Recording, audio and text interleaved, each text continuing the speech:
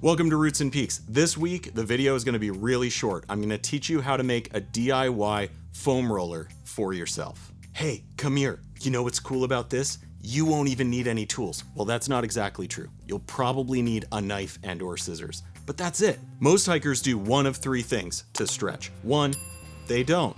Two, they stretch by standing against a tree and maybe pulling on their leg or getting down on the ground and doing something with their calves, using their body. The third thing that a lot of hikers do, especially through hikers, is they use a little something like this. This is a cork ball, a cork roller. It's very, very hard, and it's good for getting out knots. So it's a nice thing to bring with you on a long hike. But one of the best ways to stretch is using a foam roller. However, I don't know about you, but I don't want to bring a foam roller with me on a backpacking trip or even a strenuous hike. Actually, I don't want to bring a foam roller with me anywhere. My foam roller stays at my house so I can stretch out my IT bands in peace. So if you don't want to add a whole bunch of weight and bulk to your pack, but you love using a foam roller, especially to stretch out things like your butt or your IT bands, or even your back, neck, and this little guy isn't working for you, then you need a foam roller alternative. And that's what we're going to do today. You're going to need two things. That's it. Two things. And you might already have one of them or even both of them. The first thing you're going to need is a Nalgene bottle.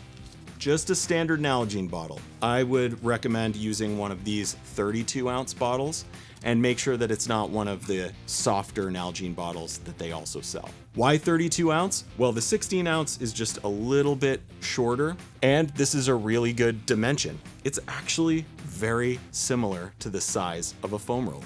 In a pinch, this is all you need. You could use this, but you know what? It's gonna hurt. It's gonna hurt a lot. A foam roller has a little bit of give. Even something like this cork ball has a little bit of give. This sucker, it doesn't. Now, are you worried about putting weight onto a Nalgene bottle? You shouldn't. I've run one over with a car before. It's fine. I still use that Nalgene bottle. Maybe you're one of those people that doesn't use Nalgene. You use a smart water bottle. That's a smart way to save some weight. However, if you used a smart water bottle and a foam roller, that'd be a lot heavier than using a Nalgene bottle with this little hack. So if you want a foam roller, continue on. Also, once it's live, you can check out this video. It's 5 hiker stretches and why you need to use them. And a lot of them use this little hack. So again, the first item that you need is an Nalgene bottle, 32 ounce, not soft. And the second item you need is an Nalgene koozie that will fit it. That's right, a koozie. Again, you can just use this straight, but it's gonna hurt. So you're gonna thank me for this little koozie hack. All you do, take the koozie, slide it onto the Nalgene bottle, and if the little flaps get in the way, you simply cut them off with scissors. In my case, I'm not gonna do that until I need to. So why the koozie? Well, it's softer.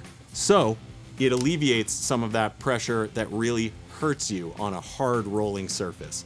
You could do the same thing with a closed cell foam pad and either tape it or tie it, but honestly, this is super easy and it's not terribly expensive. So that is my DIY hack and my homemade foam roller from a Nalgene bottle and a Nalgene koozie. Not sponsored by Nalgene, by the way. Really quickly, why would you want to use a foam roller instead of one of these? This is cheap and it's really light.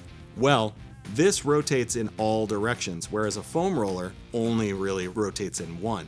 So it's a much larger surface area and it's much easier to control how you're rolling. If you only have this, you could put this against a tree and that way you can control which way it's moving. But this is much better for getting out knots as opposed to stretching. Foam roller is much better for stretching things like your IT band, your butt, your back, and your calves. Woo, that was really fast. So now we have 4 categories of hikers. We have those who don't stretch. We have those that stretch without any aids. We have those who stretch with a little cork ball. And now we have another option. We have those who bring their own homemade foam roller. I hope you're in that group. because it's going to help you feel a lot better the next day after hiking or after a long trip out backpacking.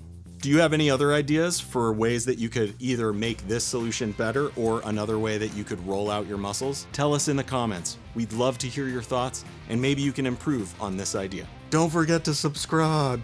Thank you so much for watching. Can't wait to see you in the next one.